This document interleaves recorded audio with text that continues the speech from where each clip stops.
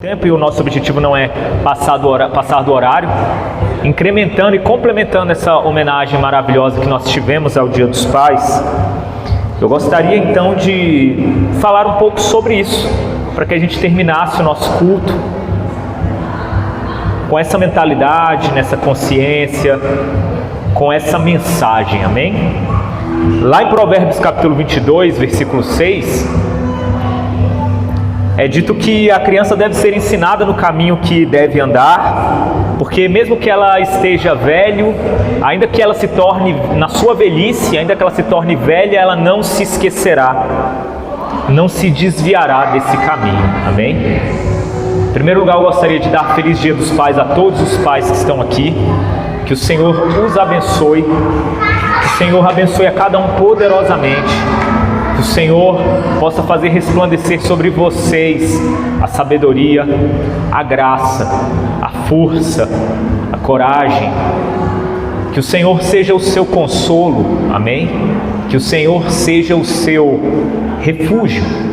Que o Senhor seja tudo em cada um de vocês. E eu gostaria de dar Feliz Dia dos Pais, especialmente para o meu pai que está aqui, né? Que o Senhor abençoe muito, Senhor, a quem eu amo muito, que sempre foi referência, sempre nos ensinou, mesmo nos seus defeitos, nos ensinava, continuava sendo referência, continua sendo referência, porque quando ele falha, ele mostra que o defeito do ser humano, o Senhor sempre mostrou pra gente que o ser humano tem defeito, que a gente não precisa vestir uma imagem de perfeição, que geralmente a religião gosta de ensinar, né? A religião geralmente gosta de te vestir uma capa de perfeito, né? Os líderes religiosos gostam disso, né? De parecerem sempre os detentores da sabedoria absoluta, sempre os detentores do conhecimento, sempre os detentores da conduta infalível. E foi um exemplo que eu nunca tive em casa, esse. Em casa, pelo contrário, eu sempre tive o exemplo de que o ser humano falha, no meu pai, na minha mãe. Mas que mesmo no defeito, a gente pode ser referência a partir do momento que a gente mostra que o defeito faz parte do ser humano. Que nessa tensão do ser humano, que existe entre a gente querer ser melhor em Deus, entre a gente querer buscar ser melhor em Deus, buscar se aperfeiçoar, mas mesmo nessa busca, a gente tem tropeços, a gente tem fragilidades, a gente tem falhas. E eu louvo a Deus pela vida do meu pai, porque eu pude ver isso na vida dele. Um homem que busca acertar e quando errava, também era transparente no seu erro. E quando errava, meu pai ele tem uma característica interessante, que ele reconhece que errou, e assim que ele reconhece que ele errou, se ele tem que se desculpar, ele se desculpa, mas ele deixa para trás aquilo ali, ele não fica insistindo naquilo, ele não fica deixando aquele erro ficar reverberando no coração dele, ele não deixa o erro ficar, sabe, implodindo a consciência dele, implodindo o ser dele. Quantas vezes eu vi meu pai, às vezes ele errava e ele vinha, olha, falhei aqui, pedia desculpas, resolvia a situação e bola para frente. E isso para mim é um exemplo maravilhoso, porque é assim que nós devemos ser. Nós devemos ser extravagantes na hora de reconhecer o nosso erro. Extravagantes na hora de reconhecer o nosso erro. Mas também não podemos se apegar ao erro com remorso e permitir que aquilo venha a definir quem nós somos. Amém, igreja? Amém? E quando eu olho para a sociedade hoje no geral, a Camila falou aqui, e eu não tenho dúvida nenhuma, preste atenção nisso que eu vou te falar, eu não tenho nenhuma dúvida, nenhuma. O maior problema social, a maior razão da crise de sociedade que nós vivemos hoje é a fragilidade da figura masculina. Todas as pessoas, é impressionante que eu vejo todas as pessoas defendendo essas loucuras, inversões de valores, Quando você vê uma pessoa com uma rebeldia fora de prazo, sabe? Gente de 30, 35, 40 anos, falando de coisas e defendendo coisas que nem elas mesmas acreditam e levam isso a sério. Elas falam aquilo, na verdade, muito mais como um sintoma de sua rebeldia. Quando você vê toda essa sorte de correntes políticas loucas e malucas, que às vezes escandalizam muitos, você sabe onde é que é a razão disso tudo, meu irmão? Você sabe qual é a principal razão? Lógico, há várias razões, mas a principal razão disso é a fraqueza na figura masculina. A referência que a figura masculina tem na construção da personalidade de uma criança é algo insubstituível. A mãe também tem, é evidente que tem. Mas é impressionante como o Senhor, Ele nunca faz as coisas para o ser humano e através do ser humano se utilizando de uma pessoa apenas. Existe uma sabedoria, um mistério na sabedoria de Deus que Ele sempre distribui as tarefas. Talvez porque, como Paulo fala lá em 2 aos Coríntios capítulo 4, que o tesouro do Evangelho é colocado em vasos de barro, para que a excelência do poder seja de Deus, e não do vaso, e não dos homens. É por isso que talvez ele se manifeste na sua igreja também da mesma forma. Ele não usa só uma pessoa, ele usa várias pessoas. Ele usa várias pessoas de formas diversas. E no sacerdócio do lar é a mesmíssima coisa. Ele usa cada um de uma forma diferente. O Senhor cria o homem e vê que o homem estava só. Ele não deu o ministério só ao homem, ele achou que aquilo incomodou ao Senhor.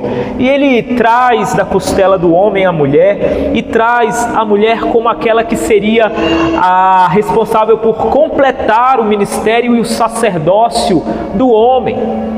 Ele não entrega tudo nem nas mãos do homem nem nas mãos da mulher, Ele sempre divide.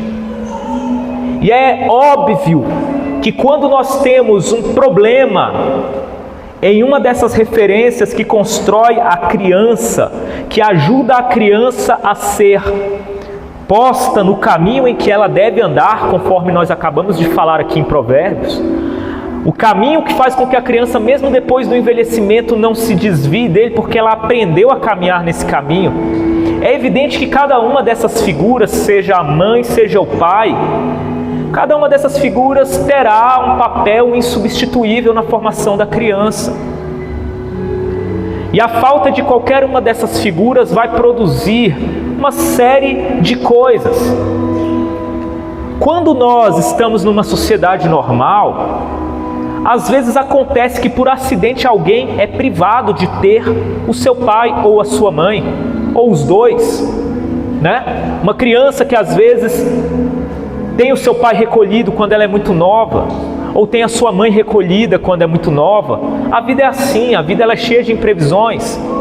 Mas numa sociedade normal, ainda que essa criança ela perca uma dessas figuras, ela vai encontrar referências em outras pessoas, vai encontrar referências no mestre, vai encontrar referências em pessoas que se destacam no meio social. Ela vai encontrar essa referência de algum modo, vai meio que costurar esse buraco que existe nela, que a vida deixou nela, talvez por um acidente, talvez por uma tragédia. Mas isso é numa sociedade normal em que as coisas estão andando geralmente na regra.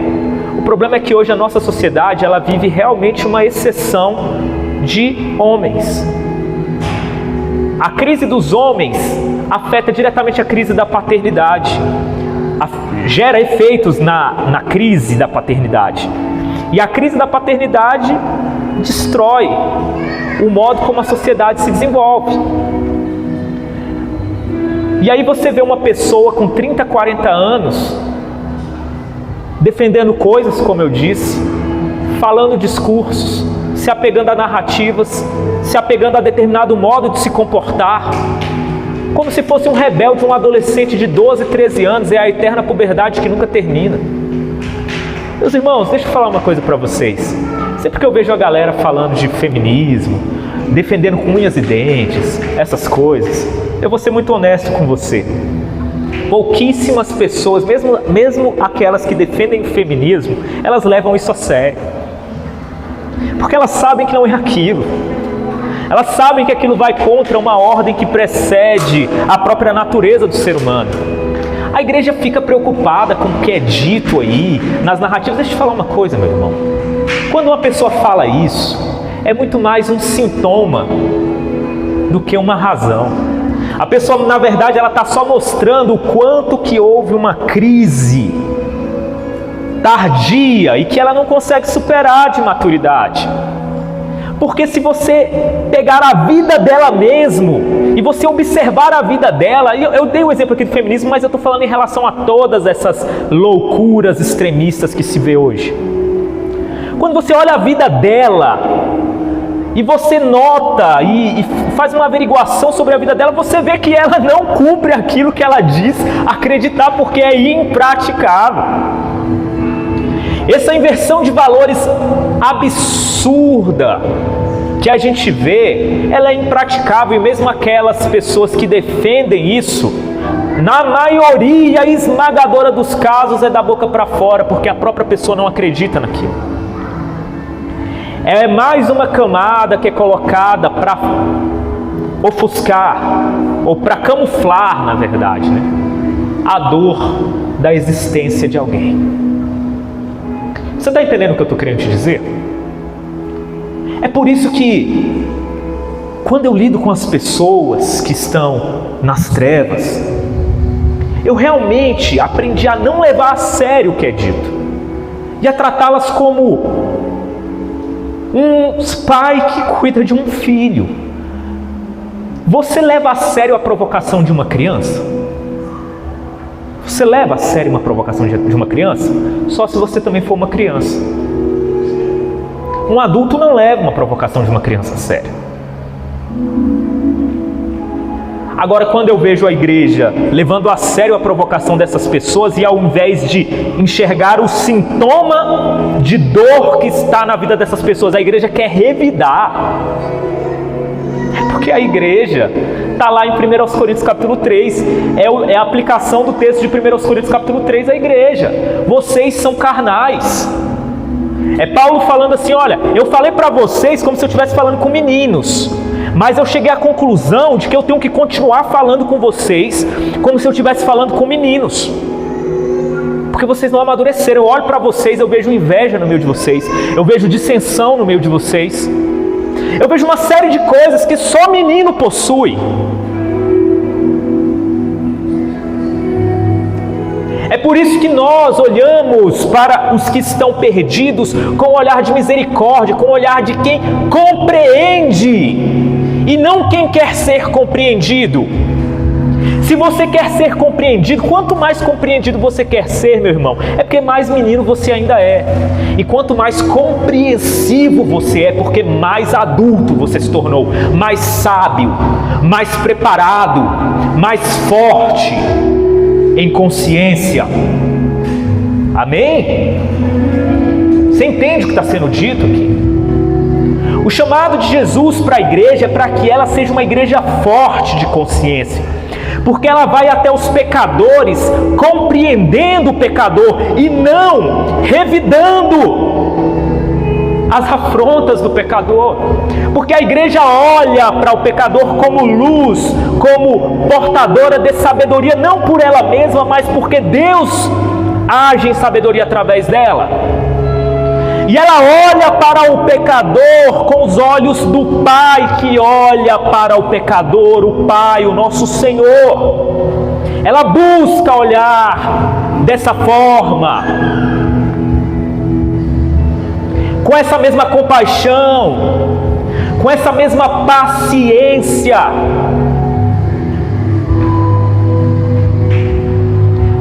Eu não consigo compreender uma igreja que fica querendo revidar os ataques daqueles que, na verdade, como eu disse, muito mais estão manifestando a sua dor e a sua incompreensão do que realmente acreditando naquilo que eles falam e dizem. E eu também sei que é exatamente porque a igreja está sendo afetada por essa crise, que a igreja também não amadureceu e está como um bando de meninos num parquinho de diversão, divididos entre grupinhos, e um brigando, acusando, jogando terra no olho do outro, puxando o cabelo do outro, porque não tem um adulto para chegar e colocar ordem na casa, com a sua personalidade, com a sua vida, com a pregação poderosa do Evangelho, que aí sim ela se torna poderosa. Como Paulo fala lá em 1 Coríntios capítulo 2.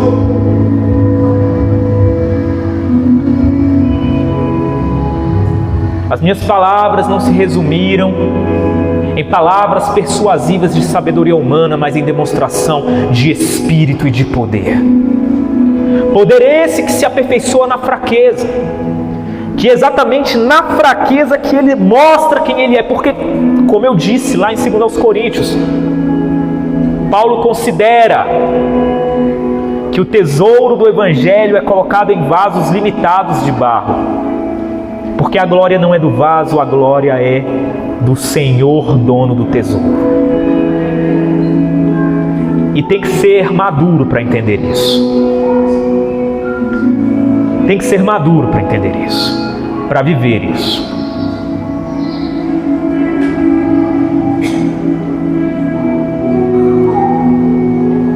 Quando a sociedade ataca, quando as narrativas atacam a figura masculina, ela prejudica o amadurecimento das pessoas.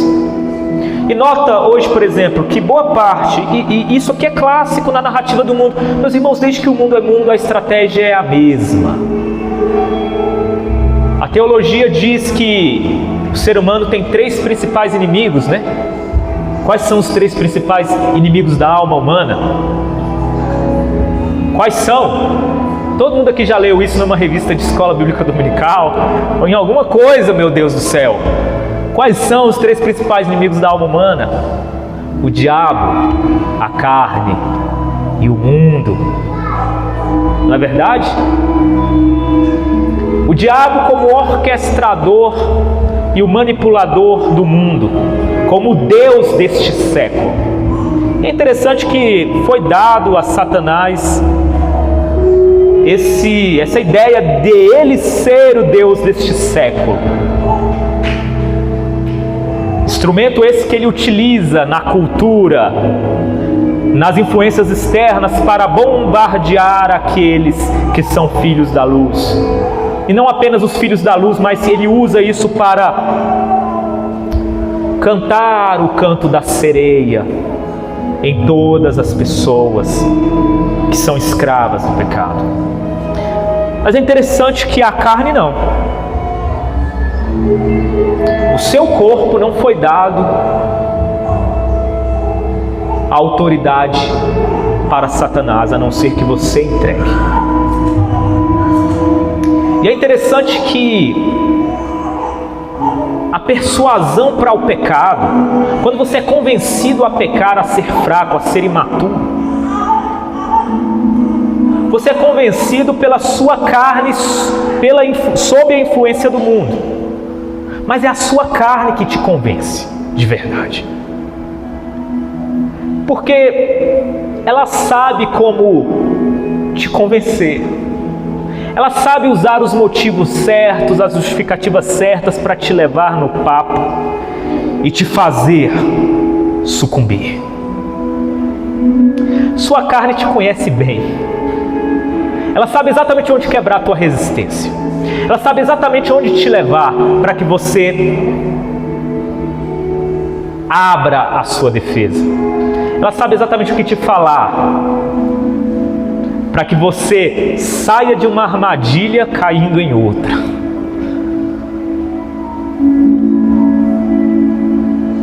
É preciso maturidade para enfrentar tudo isso. Maturidade na fé, maturidade na vida, que são 2 coisas inseparáveis. Quando eu vejo a crise na masculinidade, e eu vejo o mundo se utilizando de pretextos bons, e como eu disse antes, é sempre a mesma estratégia. O mundo se utiliza de pretextos e justificativas boas para vender as coisas mais monstruosas que se pode imaginar. Sempre foi assim, sempre foi assim.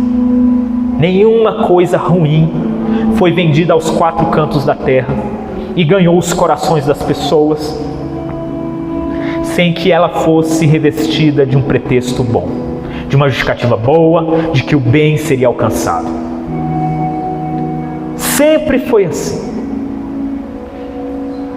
Sob pretexto, por exemplo, de combater uma realidade, por exemplo, e eu vou dar um exemplo aqui, que é a violência contra a mulher, você enfraquece a masculinidade, que é exatamente aquilo que garante que a violência contra a mulher não seja feita. Porque quando você olha para a história, você vê que o que faz você respeitar não só uma mulher, mas um outro ser humano, um homem, ou uma mulher também respeitar um homem, é muito mais uma virtude interior do que uma imposição de uma lei por fora. E a masculinidade verdadeira, ela carrega essa premissa de que ela precisa proteger, porque foi assim que a sociedade se desenvolveu. De modo que não é na masculinidade está a força, não a covardia. Geralmente é a falta de masculinidade que produz covardia e faz com que uma pessoa venha a agredir outra que seja mais fraca que ela. Isso é óbvio, mais óbvio que isso é impossível. E a masculinidade verdadeira, ela briga exatamente contra a covardia. Se você, meu amigo, homens que estão aqui, se você é covarde, deixa eu te falar uma coisa, você não é homem suficiente. É simples assim. E como você sabe se você é covarde ou não? Se você ainda vai com toda a impulsão para falar contra uma pessoa que você sabe que não vai reagir com força contra você, é porque você é um covarde. Ai, com fulaninho ali, eu falo igual o trovejo, né? Igual o trovão no céu. Já com aquele outro ali que eu sei que não posso brincar, eu sou uma pétala de flor levada pelo vento, né? Isso é característica de gente que é covarde. E se você é homem, é assim, é porque está te faltando masculinidade. Você tem que melhorar isso daí. Tem que melhorar isso daí. É exatamente o contrário. A característica da masculinidade é sair em defesa dos indefesos. É bradar como trovão contra os fortes que praticam injustiça contra os fracos. Essa é a principal característica da masculinidade. Essa é a força da verdadeira masculinidade. Agora, se você brada como trovão contra o fraco, meu irmão, o que você está sendo é um Nutelinha. Você já foi dominado pelo espírito deste mundo. Isso não vem de Deus. O Senhor colocou os homens para serem os sacerdotes dos seus lares, para cuidarem desse lar com toda força e cuidado. Força para agir contra os fortes injustos e cuidado, sabendo que tudo que tem sido dado, seja os teus filhos, seja a tua esposa, tudo isso precisa ser tratado com muito zelo, com muita cautela. Da mesma forma que você trata bem algo lindo e frágil, é assim que deve ser o homem em relação à sua família. É assim. Amém, homens? Amém, homens? Se você não faz isso, você precisa começar a fazer. Os homens são atacados pela pornografia o tempo todo. Eu falei aqui uma ideologia que ataca a masculinidade, mas a masculinidade também está sendo atacada pela pornografia. Porque se há algo que retira a masculinidade do homem, é a pornografia. E num momento em que pornografia ela se tornou num bombardeio imparável, ou você fortalece a sua consciência, ou você entende que amadurecer é rejeitar isso, ou você não vai ter uma masculinidade de referência.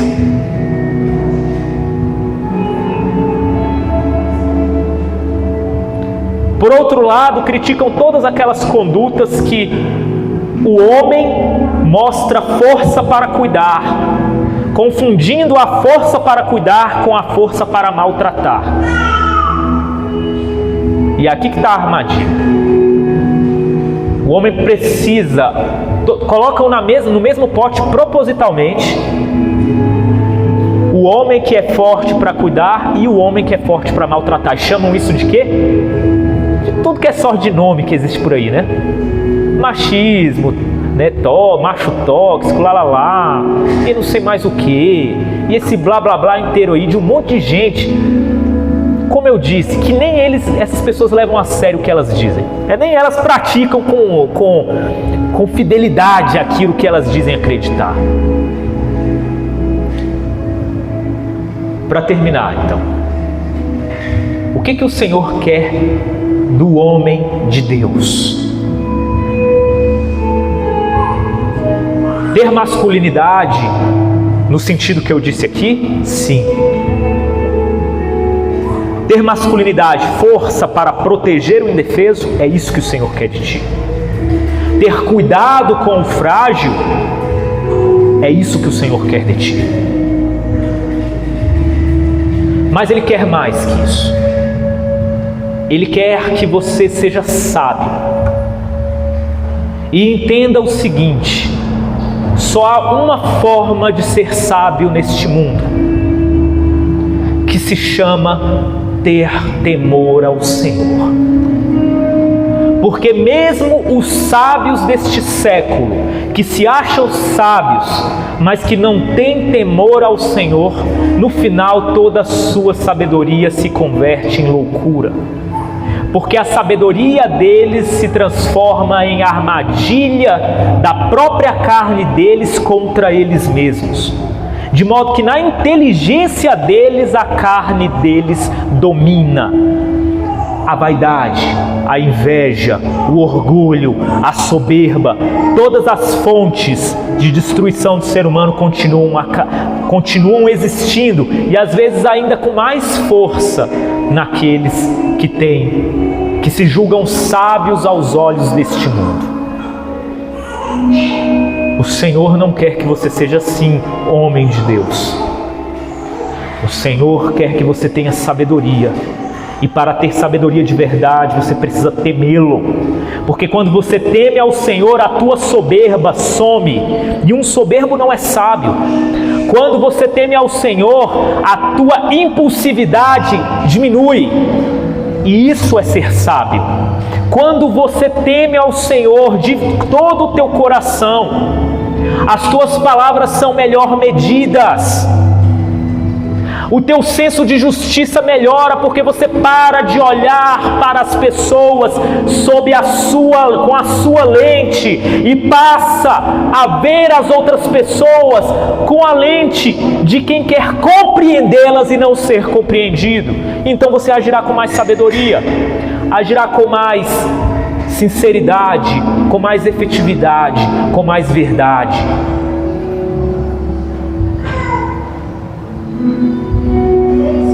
A inveja sucumbirá no teu coração, porque aquele inveja é coisa de quem ainda se compara, quem quer se afirmar. Aquele que se sente inferior é invejoso, mas o homem de Deus, ele não se sente inferior. Pelo contrário, ele sabe que o ministério que lhe foi dado é de proteção, então ele precisa ser forte. Amém?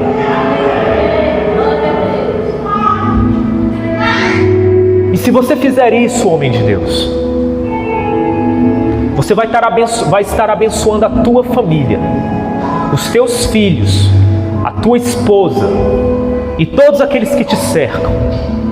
E não há melhor antídoto contra toda essa loucura do mundo do que formar novos homens de Deus a partir de você, que é homem de Deus. Amém? Amém, igreja? Sigam esses conselhos. Tenham um feliz Dia dos Pais todos. Que o Senhor abençoe os nossos homens, as nossas mulheres, as nossas famílias, a igreja dele, para que nós sejamos luz de verdade neste mundo trevio. Em nome de Jesus. Amém. Amém.